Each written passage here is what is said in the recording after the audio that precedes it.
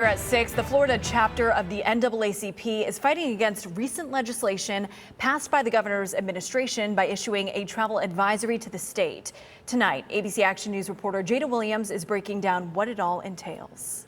It's what keeps Florida going. This is a tourist state. Visit Florida says 137.6 million people vacationed here in 2022, the highest ever.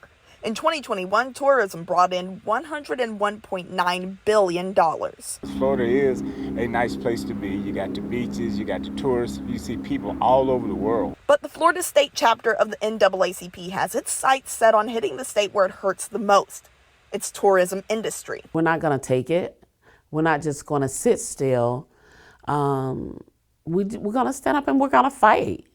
And when we fight, we win. Yvette Lewis, president of the Hillsborough County chapter, was a part of the unanimous decision to ask the NAACP national chapter to issue a travel advisory, asking people to forego visiting and moving to the Sunshine State. Saying you don't want African American studies here because they have certain topics in it, certain categories, certain words in it.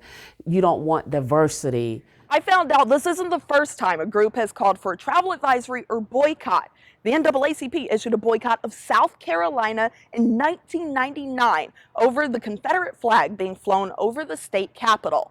That boycott was lifted 15 years later when the Confederate flag came down, but still nearly 2 decades of missing out on NCAA tournaments, championships, and other games. Meanwhile, in Indiana in 2015, the Religious Freedom Restoration Act cost the state nearly $60 million as conferences and other events chose to go to other locations. That's according to Forbes. To visitor Gregory Franklin, this travel advisory could yield the same result. I believe the state will lose money. For Lewis, my hope is that they will roll back some of their thought. In Tampa, Jada Williams, ABC Action News. So the next step here is to have the national board vote on the travel advisory, and their next meeting is in May.